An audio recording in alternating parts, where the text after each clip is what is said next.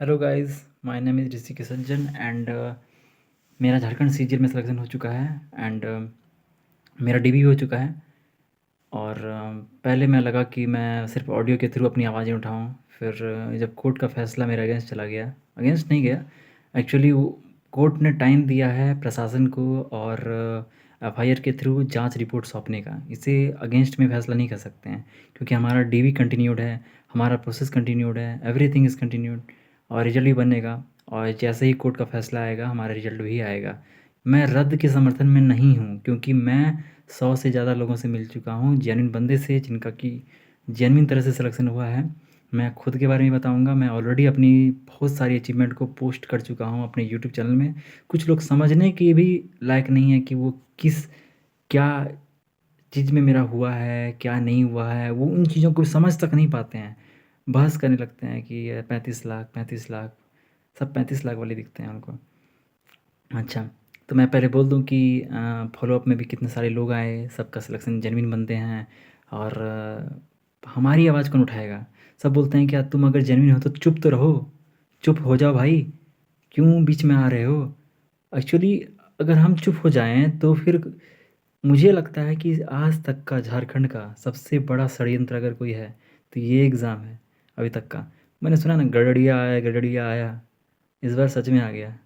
हाँ, बोलते हैं लोग ना। हुआ क्या एक्चुअली में कि जेएसएससी का जो पास्ट रिकॉर्ड रहा, जो 28 जनवरी का जो इंसिडेंट हुआ, उसकी बेसिस पे सबने जज कर दिया इसको। और इस बार एक्चुअली में पता चला कि जो भी कटअप को देखिए भैया, कटअप को देखिए, 500 के आसपास, जेन 490 में, 486 में ईडब्ल्यूएस का सिलेक्शन हो गया। अब कुछ लोग बोलेंगे मेरा 500 आया, सिलेक्शन क्यों नहीं हुआ?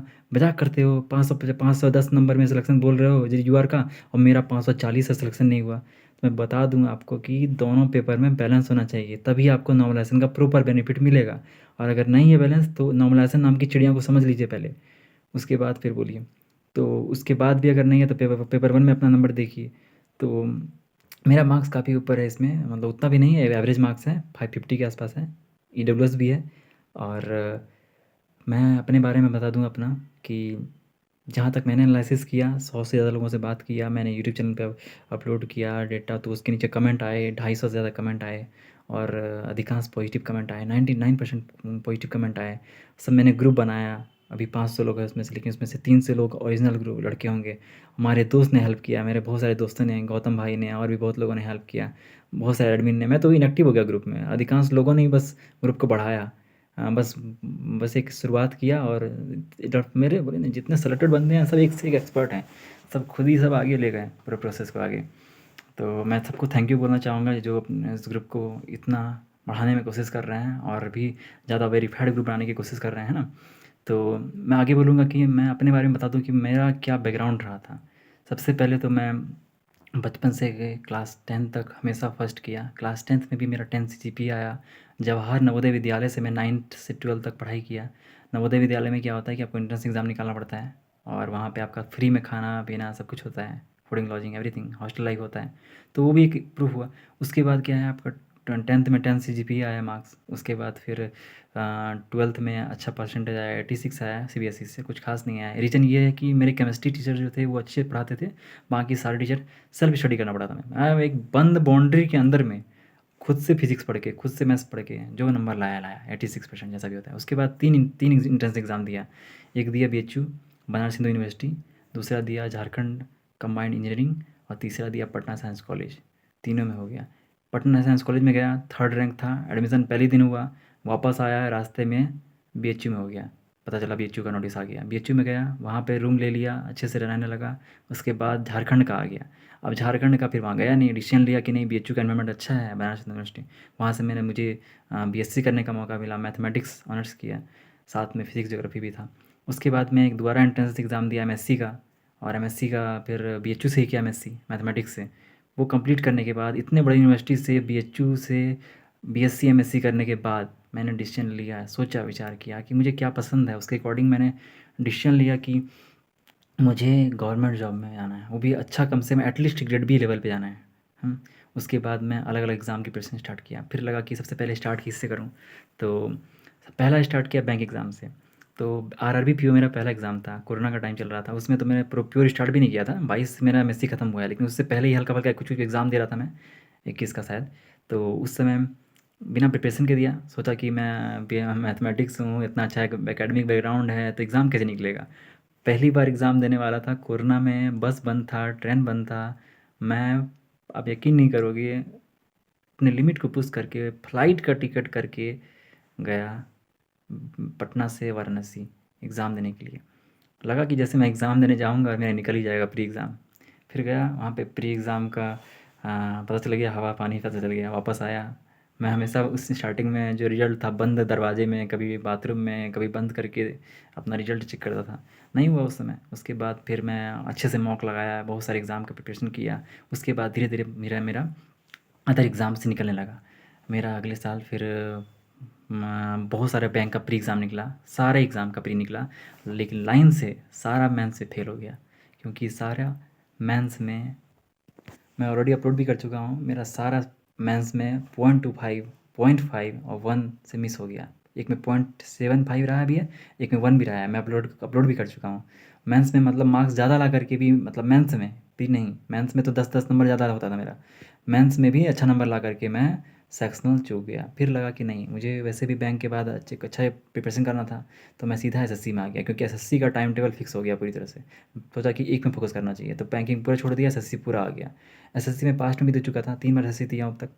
एक बार 139 मार्क्स प्री क्वालिफाइड, दूसरा बार 154 मार्क्स प्री क्वालिफाइड। अब इस बार जो है, इस बार का प्री दिया हूँ, 173.7 मार्क्स है इस बार।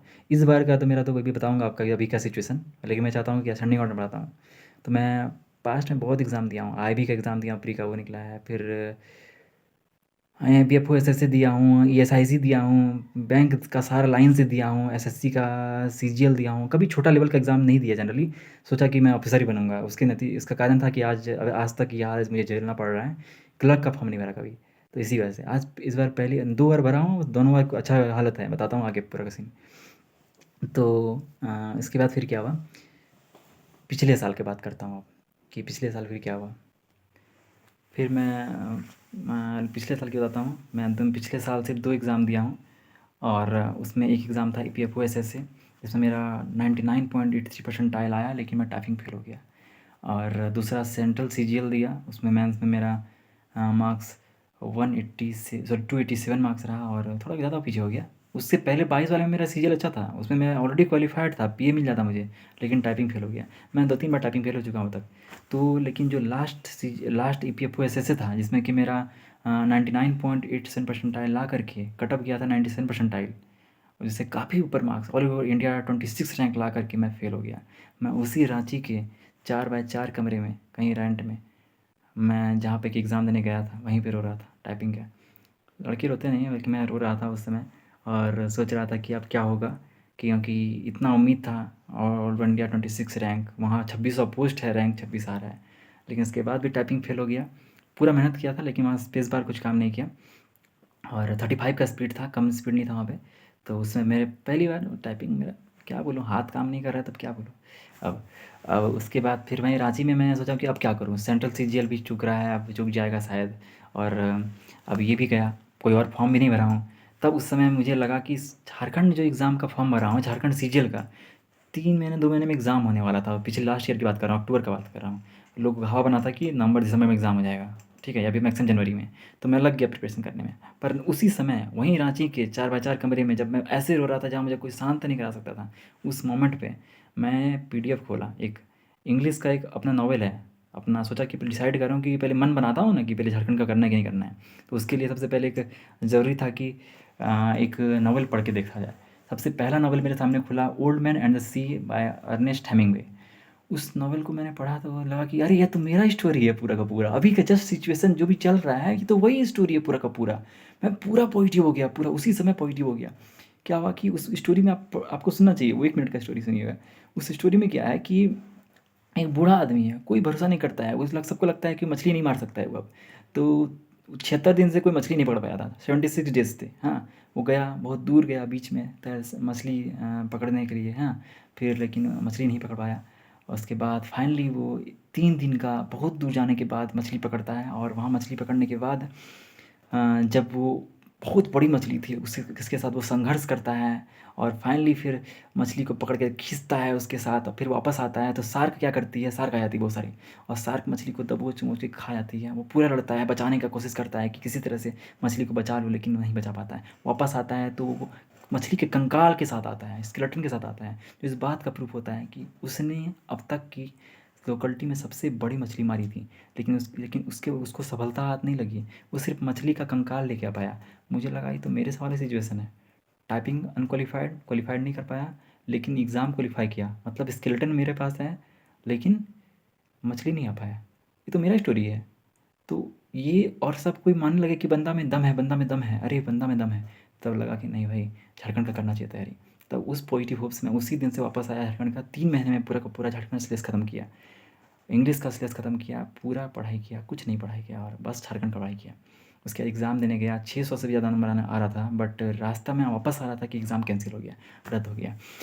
बहुत दुःख हुआ, कोई बात नहीं। उसके बाद फिर पूरी तरह से झारखंड सीजल को छोड़ दिया, क्योंकि पहले भी मैं पेसिमिस्टिक था इस एग्ज़ाम को लेकर के, बाद में भी था। उसके बाद मैं लाइन से अपना वापस सेंट्रल सीजल पे आ गया, लाइन से सारा एग्ज़ाम दिया। पहला एग्ज़ाम रहा मेरा सिलेक्शन पोस्ट रहा, सिलेक्शन पोस्ट एक होता है एग्ज़ाम, बहुत हाई लेवल का होता है। 40 उसमें भी रहता है, लेवल 6 का जॉब आता है। तो मेरा 4 पोस्ट के लिए कॉल आया है अभी।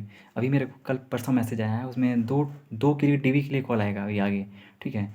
तो उसमें मेरा अनऑफिशियली रैंक 1 और 4 है ना, 2 पोस्ट में। तो मेरा जब अनऑफिशियली रैंक 1 और 4 है तो मेरा तो बुलाएगा ही वहाँ पे, कन्फर्म बुला चुका है वहाँ पे। डीवी में मुझे जाना है 2 जगह पे, गुवाहाटी और कोलकाता में। तो आगे भी और 2 पोस्ट में बुलाया जाएगा। तो ये सब धीरे-धीरे चलेगा प्रोसेस, हाँ। इसके बाद अभी लेकिन जॉब नहीं ना हाथ में, वही दिक्कत है। इसके बाद प्राइवेट में जॉब लगा था 2022 में इन्फोसिस में, एग्ज़ाम निकाला था मैं, टीसीएस भी एग्ज़ाम निकाला हूँ। लेकिन फिर क्या हुआ कि पापा ने कहा कि अगर तुमको भरोसा नहीं है तो मत मत जॉइन कर लो, और अगर अपने आप पे भरोसा है कि गवर्नमेंट जॉब निकाल सकते हो तो मत जॉइन करो।